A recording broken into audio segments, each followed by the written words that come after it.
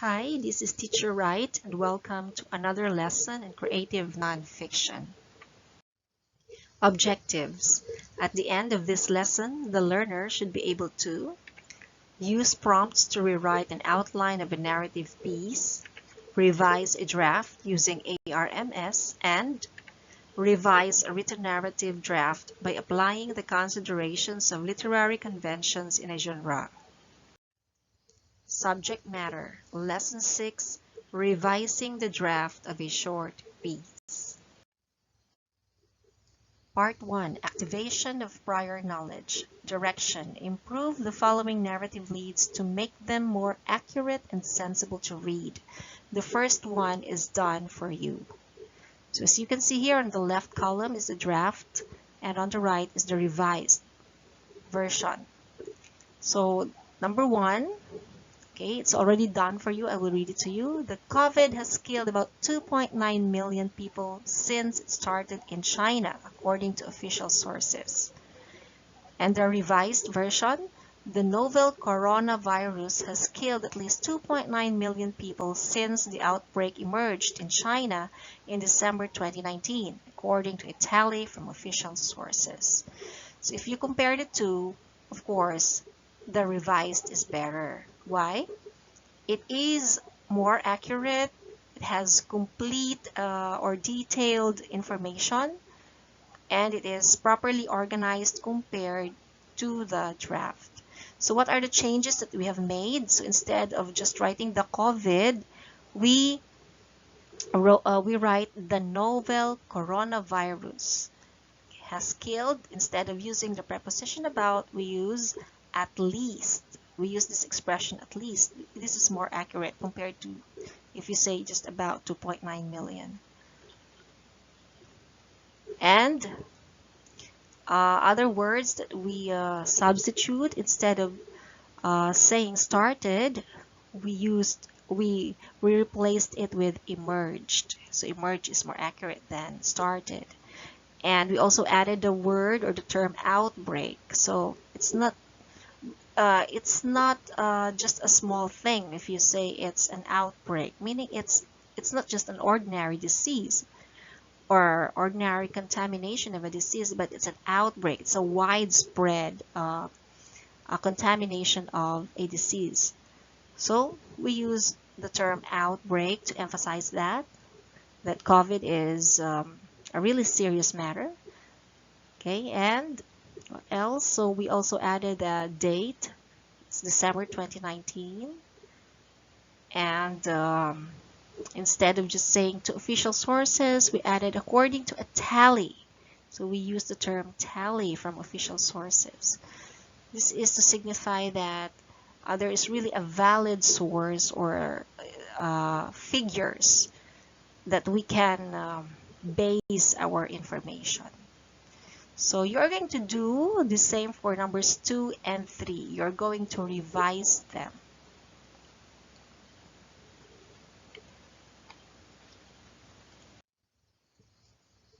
Okay, so now let's go to part 2, which is the acquisition of new knowledge. So what is revision? Revision literally means to see again, or to look at something from a fresh, critical perspective. It is an ongoing process of rethinking the paper, reconsidering your arguments, reviewing your evidence, refining your purpose, reorganizing your presentation, and reviving stale prose. So that is what revision is all about. So why do we revise? Revision allows the writer to improve his writing. Revisiting the first draft enables the writer to see the nuances in structure, plot, characterization, point of view, conflict, climax, resolution, and theme. So we revise because we want to improve what we have written. So meaning, do we need to add something? Do we need to omit something?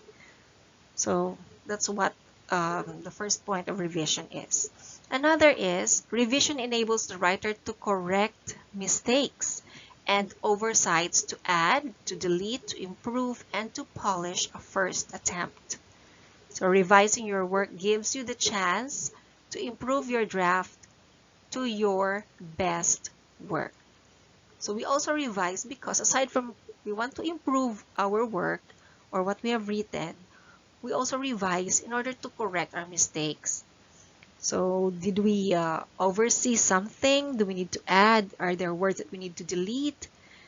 Do we need to improve or polish our first draft? So, because all we want is to give our best. So because it is written material. So when it is there, once it is printed, so it's hard to retract. So we need to be like a perfectionist when we write. We need to give our best work. Let us not confuse revising from editing. What it is to revise and what is it to edit. So when we revise, we use the ARMS or the ARMS technique, while when we edit, we use the COPS or the CUPS technique. So how are they different? So when we edit, we either we look for words that we need to capitalize, or are the nouns and verbs correctly used? That's the usage. Or are the sentences properly punctuated? And are there misspelled words in our draft? So that's what we do in editing. So the C stands for capitalize, U for usage, P for punctuation, and S is for spelling. Whereas when we revise, we use the ARMS technique. A stands for add, R for remove, M is for move, and S is for substitute. So let's focus on this one because we're going to use this in our activities later. So when we revise, we look for sentences and words that we need to add, or are there words and sentences that we need to add in order to give meaning and or to make our write-up clearer? Or do we need to remove words and sentences that are not necessary? And do we also need to change a word or the placement of a word or a sentence?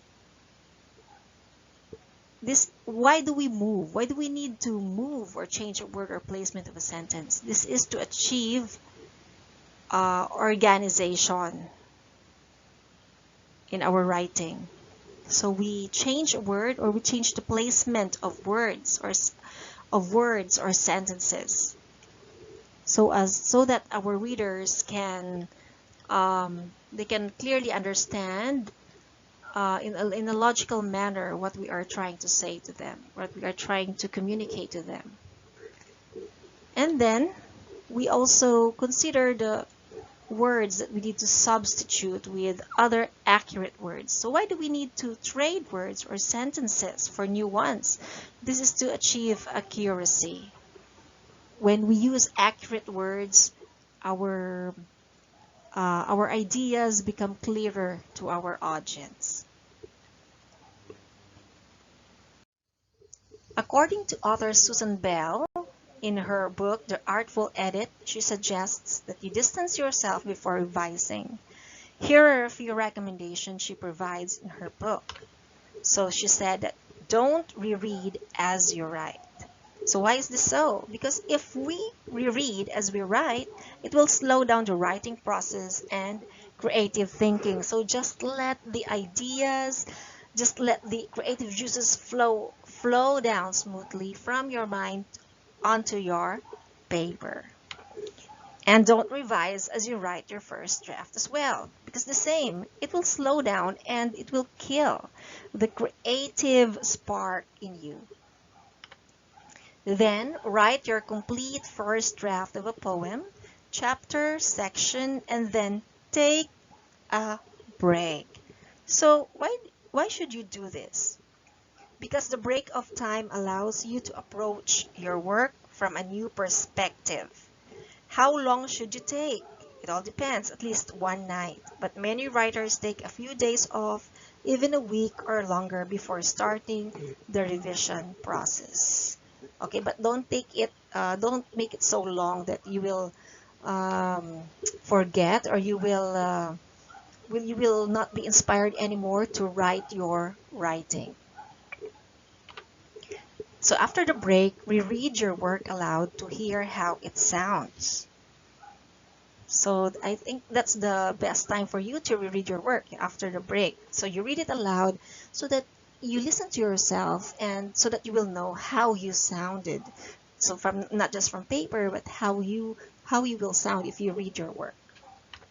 And once you have taken a break and reread your work, begin revising your work. Okay, so that's the time that you have to begin revising your work, when you have given yourself enough time to take a break, and you have listened aloud, you have read aloud your work. So by that time you will have more creative inputs, and then you can start you can start revising your work. Things to consider when revising. Purpose and audience.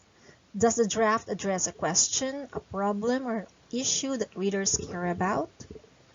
Is the draft appropriate for its audience? Does it account for the audience's knowledge of and possible attitudes toward the subject? Okay, so those are the things or the questions that we need to consider when we are writing a draft, considering the purpose and audience. Another is focus. Is the thesis clear? Is it prominently placed? Are any ideas obviously off the point? So we make sure that we are talking about a specific subject and we do not wander away from that. Another is organization and paragraphing. So we ask ourselves, are there enough organizational cues for readers, such as topic sentences?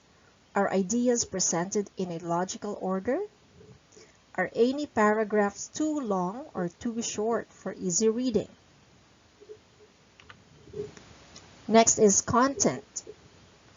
So we also ask ourselves when we write the draft, considering content, is the supporting material relevant and persuasive? Which ideas need further development? Are the parts proportioned sensibly? Do major ideas receive enough attention? Where might material be deleted? And point of view. So in considering the point of view, we ask ourselves the question, is the dominant point of view, or the first person, in this case I or we, second person, or you, or third person, using the pronouns he, she, it, one, or they? So are the dominant point of view appropriate for your purpose and audience? So we also avoid shifting our point of view. So if we started it using the first person, so we use the first person consistently. Tips on how to get the best of your revision. Take a break. So again, after we have written our draft, it's important that we stop and take a break. This is to give room for creativity and also to give ourselves the time to reflect and to look at what we have written. So do we need to omit, do we need to add some words, and the other things that we need to do to improve our work. And then ask someone you trust for feedback and constructive criticism. It can be your teacher, your mother, your older sister or brother, your cousin, your neighbor. So anybody you can trust who is credible enough and who is knowledgeable enough that can give you help and of course constructive criticism so that you can improve your write-up. And pretend you are one of your readers. So why do we do this? So we put ourselves in the shoes of our audience. Remember, when we write, we also consider our purpose and audience. So are we satisfied or dissatisfied with our work? So example, if we are the audience, if we are reading our work, so how do we feel about it? Do we like it? Or what are the things that we don't like about it? Okay, so far, these are the important tips that we can make or we can follow in order to improve our work. So now let's go to part 3, which is application. So let's sum it up. So this is the KWL. So you supply the needed information in these columns. So what do you already know about revision? What do you want to know about revision? And what did you learn about revision? Part 4, assessment, exercise. So you are going to revise the following short article by making sure that the main idea is clearly stated, that it is supported adequately, and it is organized and makes sense. So be sure also to follow or to apply the ARMS technique in revising.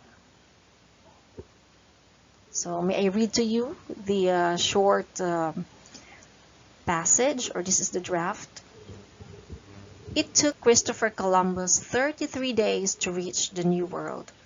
500 years later, scholars are still debating the exact place where he landed.